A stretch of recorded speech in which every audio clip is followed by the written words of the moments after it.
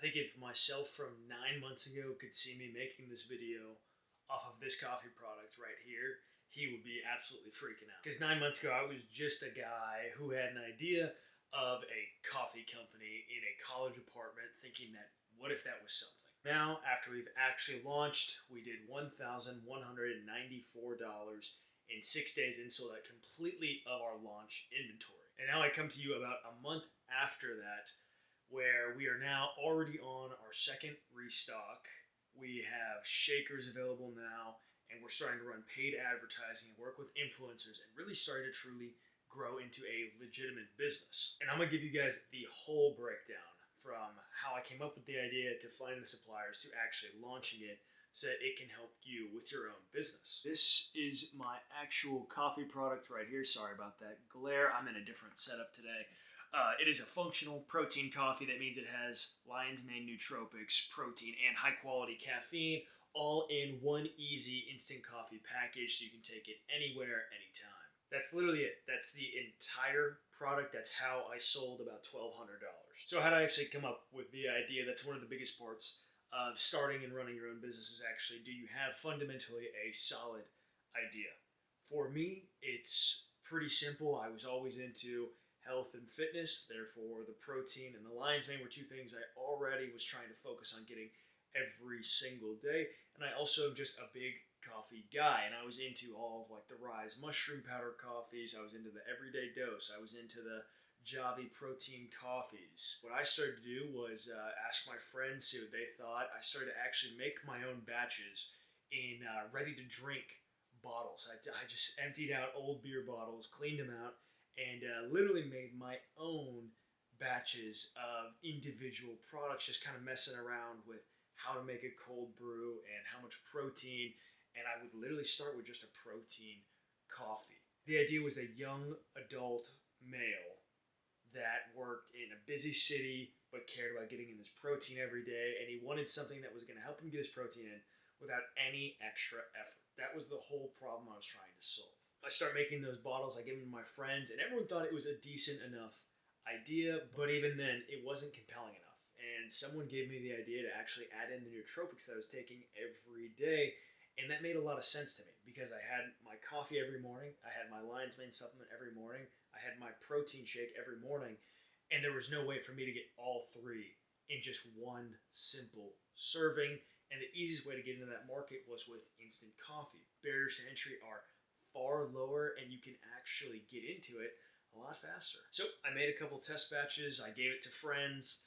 They actually really liked it. They thought they could really feel the benefits for both their mind and their body with something like that. And I did my research and I started Arvento.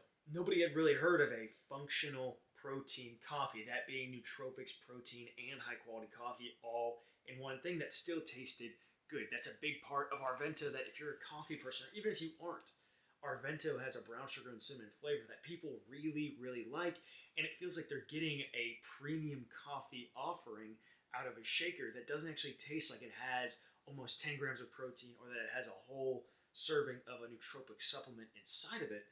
But I get texts all the time from people saying that it tastes great and they feel like they really feel the benefits. But how did I go from just a product prototype idea in my kitchen to actually having bags of products that we can sell and that are FDA compliant? That's a really big thing, and I'm getting into that right now. Here's what I learned doing all of this too, is that nobody tells you how to do it, and that's a really big lesson, is that you don't have to have all the answers. There's not going to be any YouTube videos how as a 22-year-old to start your own functional protein coffee company by bootstrapping. There's nothing out there like that. So I started just Googling. I did a bunch of research, spent dozens of hours trying to find the best manufacturers for all that stuff, and then a commercial kitchen where we could actually go and produce the items ourselves. Through that process, we found a facility in Texas that we could actually manufacture the product at. So we had the idea, we got the ingredients sourced, and now we had a place to actually manufacture the product. So I basically designed all of the packaging that we needed, and me and my co-founder drove down 3 hours from my university down to Texas, and we actually spent a whole day making the formulas, loading up all the equipment, hair nets, aprons, gloves, beard nets, all of that. literally in there making our product. Like that is what it takes to launch your own brand. Like and like I said, we've only did $1,200. So at this point, I've spent thousands and thousands of dollars. All in, I'm about just $10,000 in on my own business. At this point, now at least the business is at a point where we can sell product and fund ourselves for growth, which is a really great thing. But it took me about $10,000, my entire savings, to launch this company, and I'm still pretty deep in the red right now, to be honest. But every day we're trying to make sales, and every day we're getting that much closer. And I'm actually building something that I believe in and that actually does have benefits. And we have plenty of customers who are buying every 2 weeks now on our subscription because they really do believe in what the product offers. And that's a big thing, that you have to have customers who actually see the idea and believe in it. Like if you're selling something that anyone else is selling that has no identity, I don't think it's really going to work. In my experience, I've tried the drop shipping stuff. I've tried the selling files online. It's like those things that have very, very low barriers to entry are not where you're going to be able to break out and find your own success, find your own niche. Like it's going to take something that you actually have a genuine passion in and that you actually already know about too, or something that you're willing to learn about. Like it's not going to happen overnight. All these things that say how you can start a business in 24 hours, make $1,000 overnight, like it doesn't happen like that. Like, yeah, we did $1,200 in 6 days and we sold out, but that came from a factor of 8 months pretty much of constant daily work from me and my co-founder to always be improving things and always getting ready and working. Like that day when we first manufactured our product, it ended up being about a 15-hour day, and that's really what it does take to even launch a small business. It takes that much work. That's just the truth of it. When it comes to the actual things like packaging and everything like that, like that's also you. Like you don't have all the money for designers, or at least I don't. You might, but probably not. If you're watching this video, you're gonna have to do the things like creating the packaging. And on that note, like in packaging, I literally got into Canva. I designed the logo in there. Every single thing about this bag right here was designed in Canva, like back, front, the bottom, all that. This whole thing is Canva, and then I source it through Vistaprint. I'm not a graphic designer. I studied finance and entrepreneurship in college. Nothing to do with creative design or anything like that. But these are things that you learn just a little bit every single day. When it comes to actually launching, we didn't do any of the stuff that a lot of the videos online say to do. We didn't have the perfect ad funnel. We didn't do the Facebook launch. We didn't have like 15 influencers lined up. We didn't have any of that. The way that I launched was word of mouth and using my own network and actually throwing a physical launch party where we had samples of coffee available. We had bags that you could buy, also had some food and other drinks so that people would just hang out.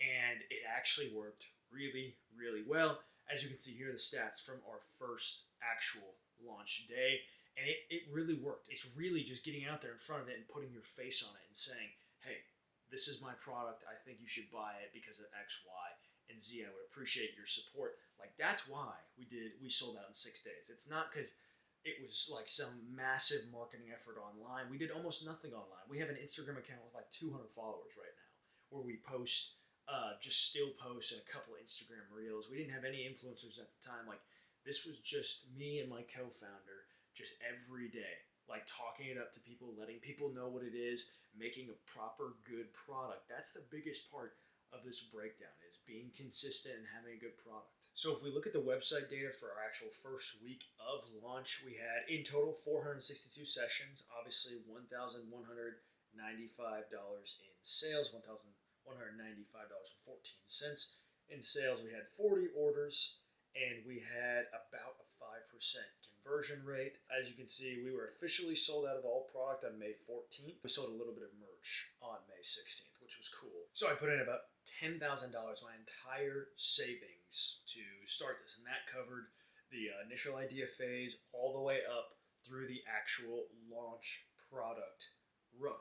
And you're probably curious, of that $1,200, how much did we actually make in profit? It's a very big number. So for this launch, if we go strictly off of what it costs us to make the actual physical product and what we were able to sell it for, our gross profit was about $200 out of that $1,200, just over $200, which is not bad, about 20% gross margins. So have I made my money back yet? No, not even close. But does that mean it's a failure? Also, no. In fact, I would say this is actually a pretty huge success. Like a lot of creators would show you that 1,200 and say, that's what I made, that's my take home. No, those numbers can be very misleading because that's revenue. Profit is a much more important metric. And as you can see, about 20% profit margins is actually pretty solid, especially for a new company. I think it'll actually even get better with time. Obviously, my business is really still new in the grand scheme of things, and it's not some massive business yet.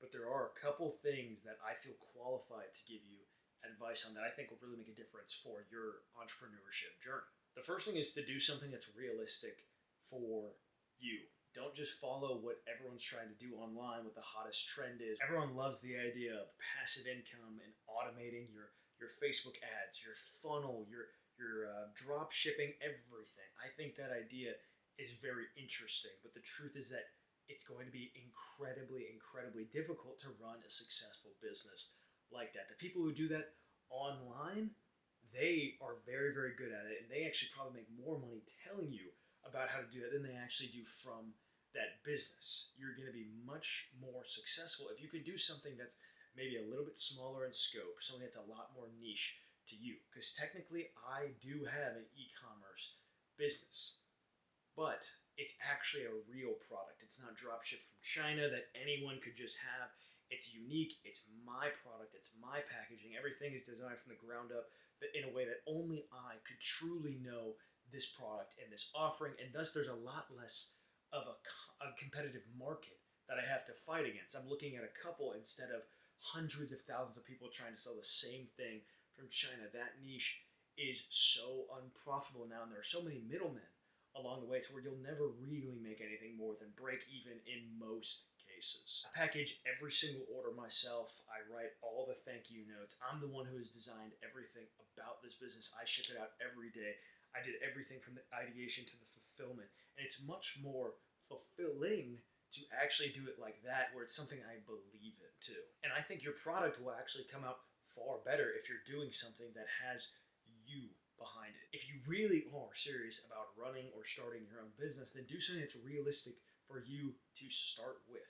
Why would you try and be the next Facebook or the next whatever company if you don't have the experience to be that company? It comes with time.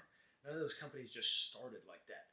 You have to start with something that's realistic to you, and you can grow from there naturally. And I think a good example of this is that I started very ambitious with the ready-to-drink cans. That was hundreds of thousands of dollars, but I liked my idea a lot, so I was like, okay, how else can we get into that market in a cheaper way? Well, it turns out instant coffee was the solution that I decided upon. Just the whole perception of your company and yourself by extension. I think a lot of people feel like that they're going to look stupid if they do try and launch their own business, if they're trying to run their own coffee company, if they're trying to do their own type of personal training business, that people think they're going to look stupid, that they're going to be judged.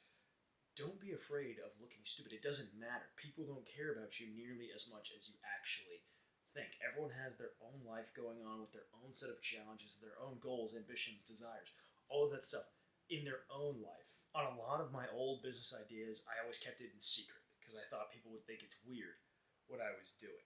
And that massively held me back. When I finally accepted that my business was a part of my identity, it became a lot more legitimate, and people actually were curious about it. And there was a lot more support than you might think, because people want to see people they like succeed. The longer I was doing my business and I had a belief in it, the more I built up the idea that I was a business owner, that I could launch something successful. The more you realize that, one, it doesn't matter what people say to you as long as you believe in yourself, and two, a lot of the people that criticize and that doubt and that have shit to say actually stems a lot more from their own personal insecurities or jealousy that you're building something for yourself.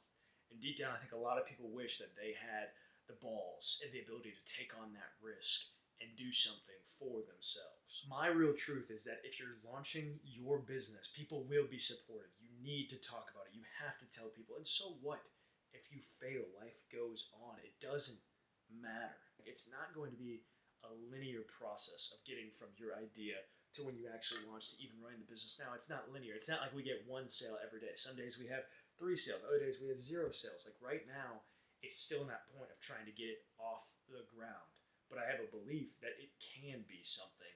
And so just every single day putting in a little bit of work. So is it technically a successful business yet?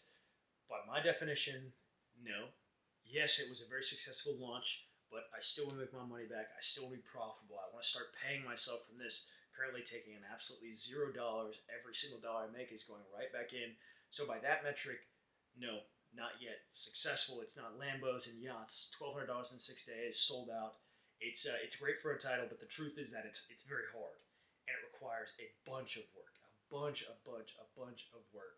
But I wanted to tell you guys the full breakdown of how I kind of did it in a story format. But I'm going to be documenting the whole thing on this channel of scaling up, running ads, making more sales, seeing how we can actually grow the business. So if you want to follow along, subscribe. It's going to be the wins, the failures, everything in between. And if you're interested in trying Arvento, links in the description. Thanks, y'all.